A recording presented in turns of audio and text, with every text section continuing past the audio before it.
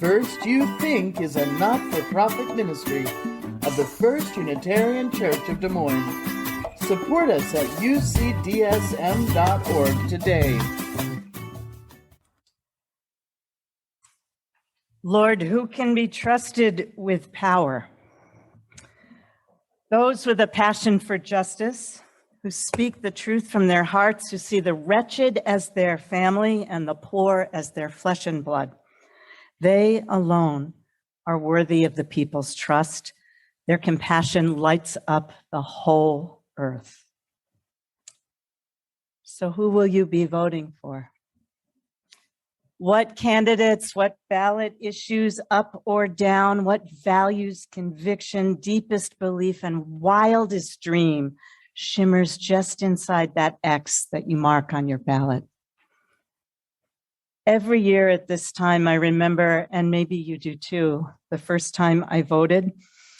And also further back, way further back, going as a child with my mother to the polls.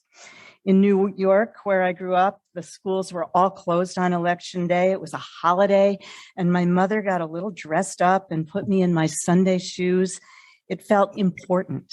I felt important and solemn, standing next to her in the booth with its blue curtain. And I have a memory of her bending down to show me her marked ballot, which I knew to be a secret, sacred thing.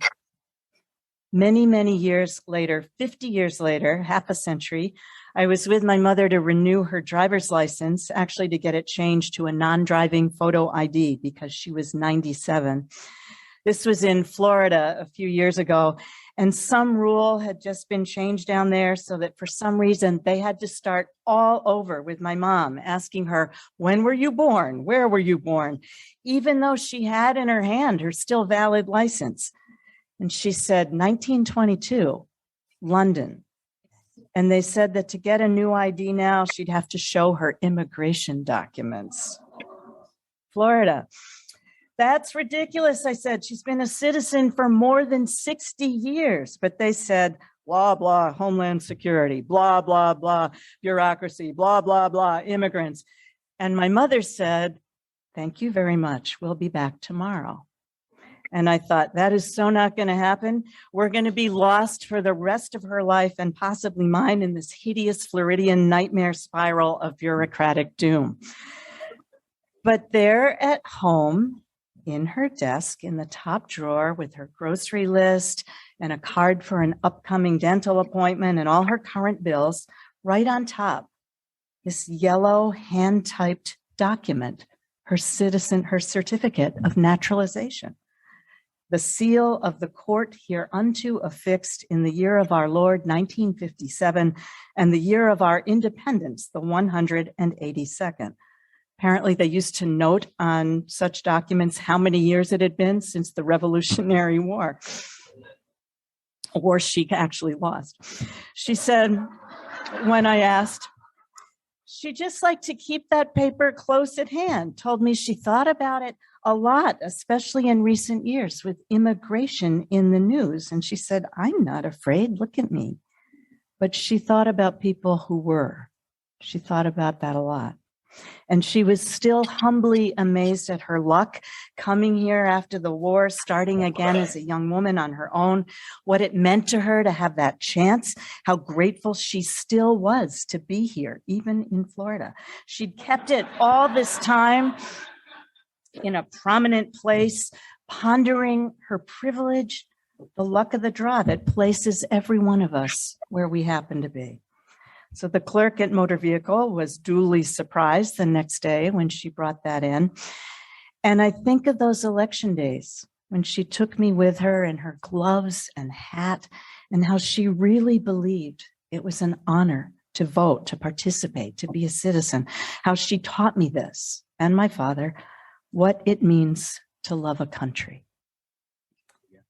This is a harrowing time, harrowing as you know, is what happens when farmland, a tender strip of unturned sod, is ripped open by the rake or the plow and left exposed to the elements.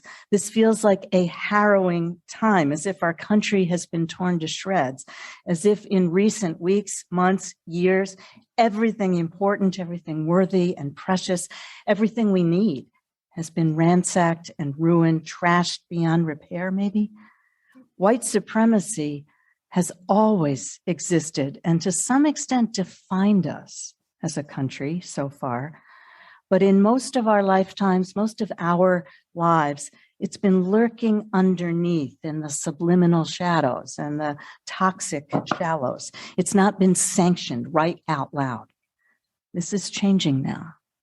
The premise of white supremacy and misogyny and homophobia and transphobia, xenophobia has never been as articulate and as proud and coast to coast persuasive, casually accepted and expected as it is now. So it's a canny and effective shift to normalization. And there's not a light of daylight between a campaign speech at some Southern or Northern or rural or urban or Midwestern whistle stop, not a great deal of distance between a few well-chosen vicious words and a full-on insurrection. Not a lot of light between a tweet, a lie, and somebody with a hammer fracturing the skull of an 82-year-old husband of the Speaker of the House, and proud that he did it, with plans to do more, and elected officials cheering him on. This is a harrowing time when our conscience, our consciousness have been ripped wide open and exposed. And the only way to hold it, at least for me, the only way I can hold it is to somehow believe that with the harrowing comes the sowing, and that seeds will be planted all across this country in our time. That these days will strengthen us to flourish, and we will show by showing up for each other that love is stronger than fear, that love, in fact, will win, if not in this election, then the next one. And like trees planted by water, we shall not be moved. How to Love a Country is the title of a book of poems brought out by Richard Blanco, the second inaugural poet for President Obama, gay, immigrant, Latinx voice of our people. We are the dead, he says, and we're the living amid the flicker of vigil candlelight. We're the promise of one people, one breath, declaring to one another, I see you, I need you, I am you. But are we? And how do you love a country if you're pretty sure that probably half of the people in it, maybe more, stand for something you don't even recognize? How do you love your own country if you're afraid in it right now?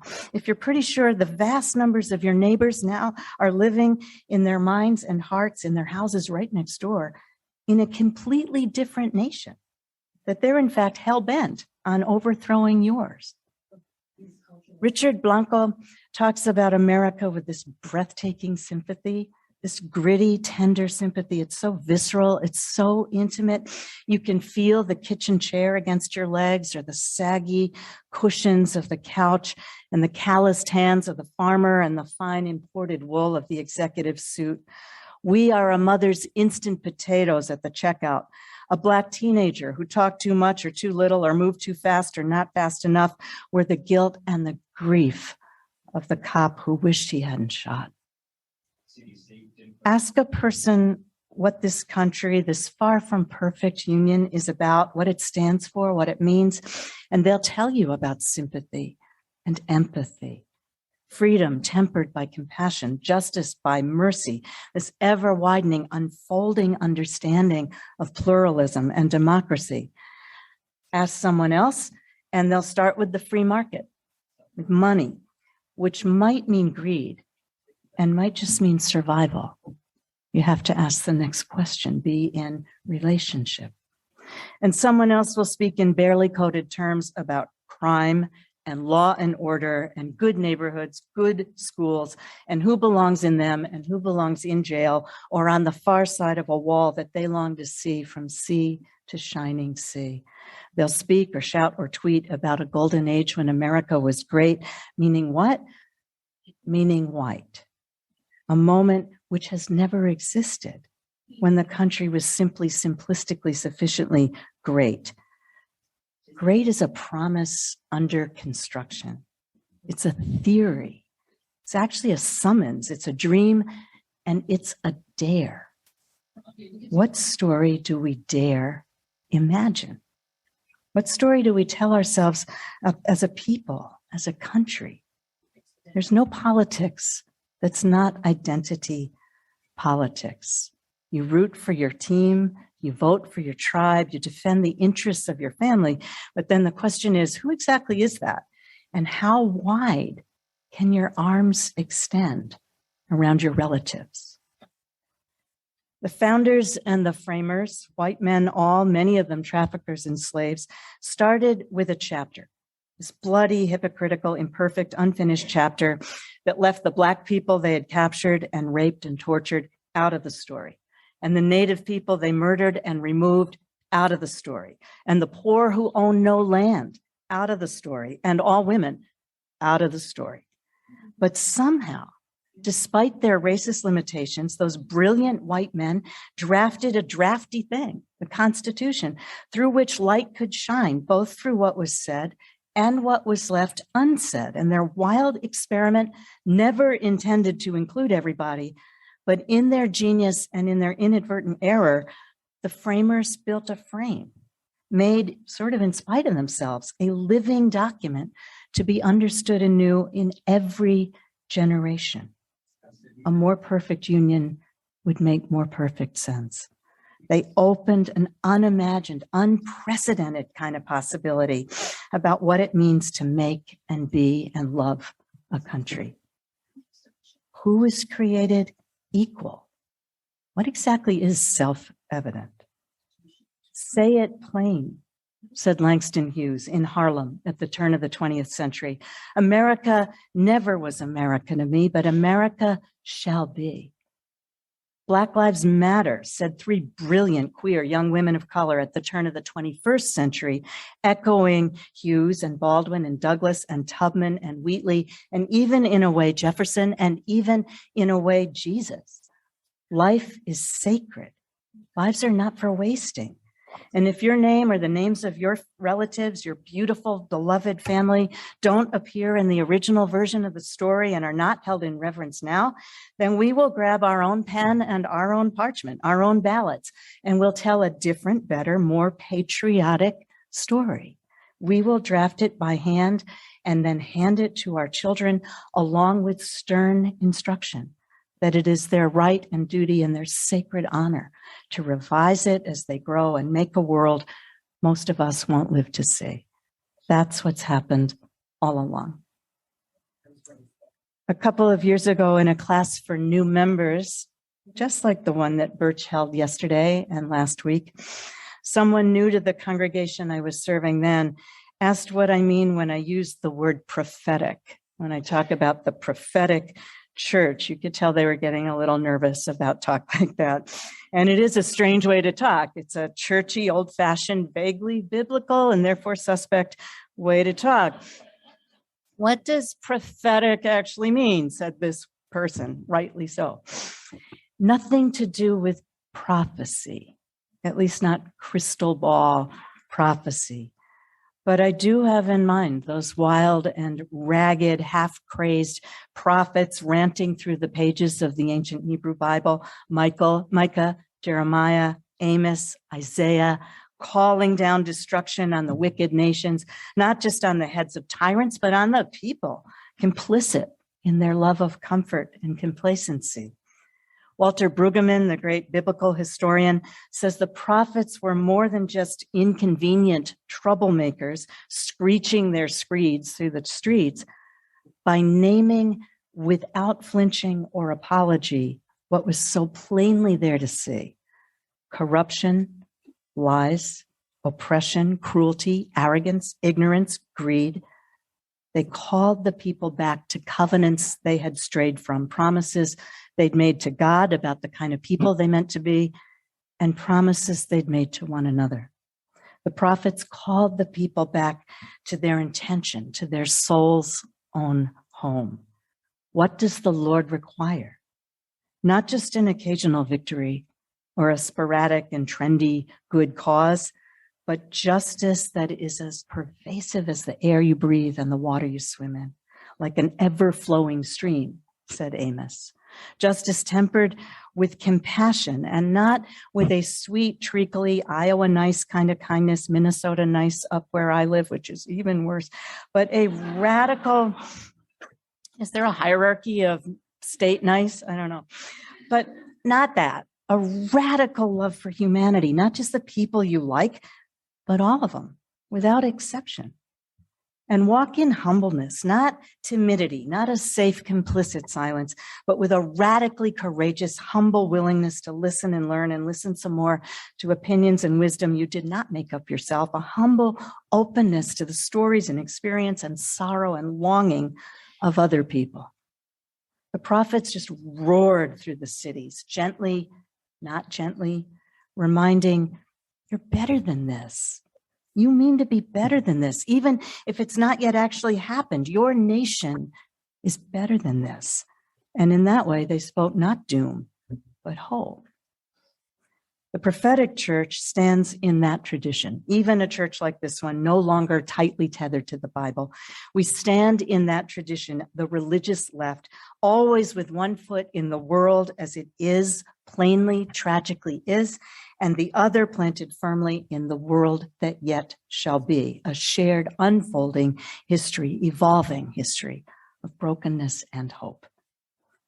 It is so hard now. It is so frustrating, painful, bewildering to try to talk to or even to read posts from relatives, friends, coworkers, neighbors who seem to live on another planet across a Grand Canyon of political division, right? It is not a normal time when well-meaning red Republicans and well-meaning blue Democrats are all just going to sit down at Thanksgiving 3 weeks from now and just forget their differences. Good people on both sides, as a former president said about a murderous racist mob in Charlottesville. You can't cancel them. Your friends, your family, your neighbors, because there's too much love in you for it. You love them. But you can't go ranting like a righteous prophet all over them either, spilling the gravy, reposting, retweeting clever, bitter memes. We know that's lazy. We know it won't help. And we also know we can't or shouldn't be quiet, that silence is definitely easier, but in these times, silence means betrayal of something deep and maybe holy. We're called to speak our truth in love. We don't know how to do it.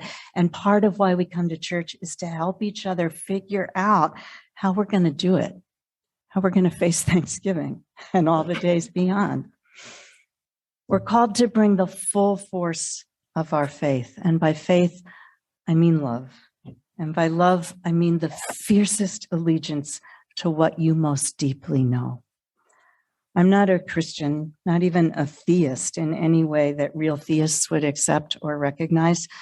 But this moment we're in now is calling us to bring to bear in public the full force of our faith, one by one and all together in these ever expanding and sometimes unlikely circles of resistance.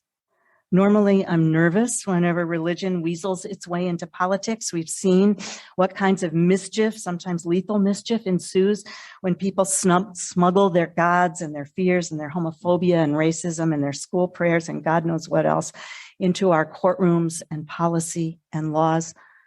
But in the days ahead and the years beyond, we have to bring to bear the full force of our faith, our love.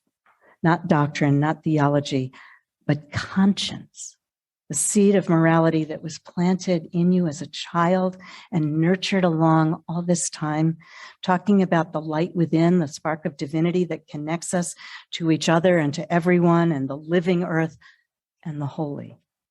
That is light that's made to shine, and we have to risk believing the shadows aren't going to overcome it. All politics is identity politics. It's about with whom you identify.